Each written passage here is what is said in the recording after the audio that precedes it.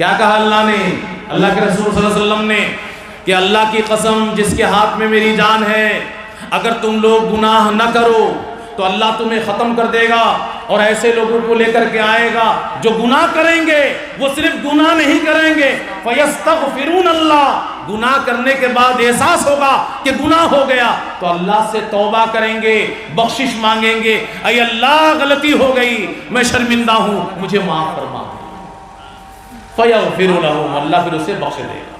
یہ اصل میں پوری بات ہے کہ گناہ تو انسان سے ہو جائے گا، لیکن اس کے بعد توبہ جو کرے گا، اللہ کو ایسے لوگ بہت پسند ہیں، توبہ کرنے والے۔ تو اللہ کو توبہ پسند اس وجہ سے کہا گیا کہ تم اگر گناہ ہی نہ کرو تو توبہ کہاں سے کرو گے، اور جب توبہ نہیں کرو گے تو اللہ کو اچھا نہیں لگے گا۔ اسی وجہ سے اللہ دوسروں کو پیدا کرے گا جو گناہ بھی کریں گے، توبہ بھی کریں گے، لیکن جان بوجھ کے گناہ نہیں کرنا ہے، بچنا ہے۔ اسی طریقے سے کہا کہ کل بنی آدم خطا، سارے انسان گنہگار ہیں، وہ خیر الخطائین، بہترین گنہگار۔ کون بہترین گنہگار بھائی؟ التوابون، توبہ کرنے والے۔ ہاں، چور نے چوری کر لی لیکن احساس ہوا کہ غلطی کی، اے اللہ آئندہ نہیں کروں گا، معاف کر دے، اللہ بڑا خوش ہو گیا، وہ بہترین چور ہے۔ شرابی نے شراب پی لی، احساس ہوا کہ غلطی ہوئی، اللہ کو ناراض کر دیا، اے اللہ آئندہ نہیں کروں گا، اللہ کو خوشی ہوئی، اور بہترین شرابی آپ کہہ سکتے ہیں اس کو۔ زانی نے زنا کیا، احساس ہوا کہ بڑی غلطی ہو گئی، پچھتانے لگا، اے اللہ غلطی ہو گئی، اب کیا کروں، توبہ کرتا ہوں، آئندہ سے نہیں کروں گا، اللہ خوش ہو گیا۔ ایسے لوگوں کو سرٹیفکیٹ دی جا رہی ہے کہ بہترین گنہگار ہیں یہ، جن سے اللہ بڑا خوش ہے۔ ارے توبہ تو وہ عظیم چیز ہے، جتنی ساری عبادتیں ہیں، عبادت بہت ساری ہے نا بھائی، نماز بھی عبادت ہے، اللہ کے راستے میں آپ دان پان کر رہے ہیں، یہ بھی عبادت ہے، روزہ بھی عبادت ہے، حج بھی عبادت ہے، بہت ساری چیزیں عبادت ہیں، قربانی کرنا عبادت ہے، توکل کرنا اللہ پہ عبادت ہے، نظر ماننا اللہ کے لیے عبادت ہے، بہت کچھ عبادت ہے۔ سب سے پہلی عبادت کون سی معلوم؟ سب سے پہلی عبادت توبہ۔ آدم اور حوا سے غلطی ہوئی تھی تو غلطی تو عبادت نہیں ہے، غلطی ہوئی تھی جنت میں، اللہ نے منع کیا تھا کہ اس درخت کے قریب مت جانا، لیکن ابلیس کے بہکاوے میں آ کر کے چکھ لیا،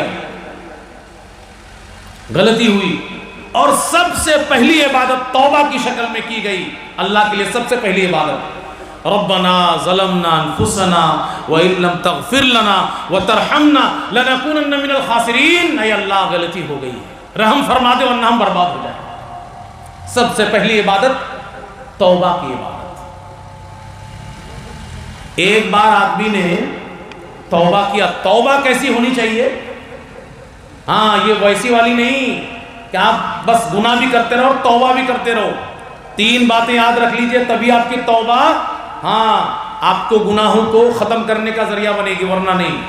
پہلی بات، آپ شرمندہ ہوں، جو آپ نے گناہ کیا اس پہ شرمندہ ہوں کہ میں نے غلط کیا ہے۔ دوسری بات، آپ اس گناہ کو فوراً چھوڑ دیں، یہ نہیں کہ شراب کی بوتل لیے ہیں ایک ایک چسکی مار رہے ہیں اور کریں کہ توبہ، اور اسی طریقے سے آئندہ ارادہ کر لے کہ مجھے یہ گناہ نہیں کرنا۔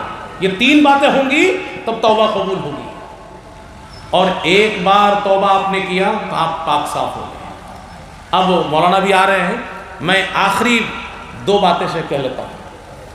ایک بات تو یہ ہے کہ توبہ کب تک، اس کی کوئی ٹائمنگ ہے کہ لوگ نوجوان لوگ اچھل پڑے کہ بڑا مزہ آ گیا، مولانا صاحب نے بتا دیا راستہ، اب گناہ ہوتا رہے گا، توبہ تو ہے ہی۔ توبہ کب تک؟ اسلام نے اس کی کوئی لمیٹیشن، کوئی حد بندی کری ہے؟ ہاں اس کو یاد رکھ لیجئے آپ۔ توبہ کے سلسلے میں بتا دیا گیا ہے کہ توبہ کب تک؟ جب تک کہ سورج پورب کے بجائے پچھم سے نہ نکل جائے تب تک۔ قیامت کی ایک نشانی ہے، سورج پورب کی طرف نہیں نکلے گا، پچھم سے نکل آئے گا، قیامت کی ایک نشانی ہے، اسی کی طرف اشارہ ہے کہ جب سورج پچھم سے نکل جائے گا اس کے بعد کوئی توبہ کرے گا تو توبہ قبول نہیں ہوگی۔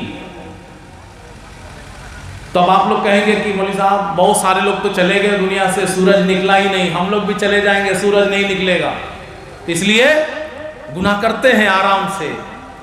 لیکن ایک بات یاد رکھیے، ہر آدمی کا بھی ایک الگ سے سورج ہے جو نکلتا ہے. یہ تو بڑا والا سورج جو آسمان میں، اس کی بات ہو رہی ہے. چھوٹا چھوٹا سورج ہمارا آپ کا سب کا اپنا اپنا ہے.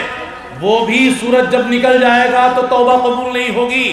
پیارے نبی جناب محمد صلی اللہ علیہ وسلم فرماتے ہیں ان اللہ لیقبل توبۃ العبد ما لم یغرغر. بندہ کی توبہ اسی وقت تک قبول ہوگی جب تک کہ حالت نزا میں نہ چلا جائے، غرغرے میں نہ چلا جائے. یعنی آپ مرنے کے قریب ہو جائیں اور آپ کے منہ میں پانی ڈالا جانے لگے، شربت ڈالی جانے لگے اور حلق سے نہ اترے تو حالت نزا میں آپ چلے گئے. اس وقت توبہ کریں گے تو توبہ قبول نہیں ہوگی. جب موت سامنے نظر آنے لگے تب توبہ کریں گے تو توبہ قبول نہیں ہوگی. تو ہر ایک شخص کا سورج نکلتا ہے. کون ہے جو کہے کہ میرا سورج کب نکلے گا مجھے معلوم ہے؟ کوئی ہے؟ آپ کب حالت نزا میں چلے جائیں گے، کس وقت آپ موت کو سامنے دیکھنے لگیں گے، کسی کو پتا ہے نہیں. اس لیے انتظار مت کیجئے، پہلی فرصت میں توبہ کیجئے. دنیا کے بھی فائدے ہیں توبہ میں، اور نہیں تو بہت بڑی دھمکی بھی ہے. دنیا کے فائدے کیا ہیں بھائی؟ یہ جتنا حلال حرام کی تمیز ہم چھوڑے ہوئے ہیں، آپ توبہ کرنا شروع کر دیجئے، آپ کو سب کی ضرورت نہیں پڑے گی. آسمان سے موسلادھار بارش ہوگی، مال خوب ملیں گے، اولاد خوب اللہ دے گا، جنات اور نہریں باغات سب دے دے گا. اللہ نے وعدہ کر لیا. توبہ کرنا شروع تو کیجئے.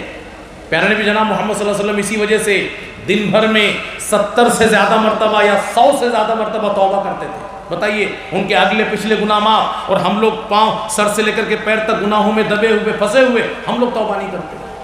اور جو توبہ نہیں کرتے وہ کان کھول کر کے سن لیں کہ آپ بہت خطرناک راستے پہ چل رہے ہیں.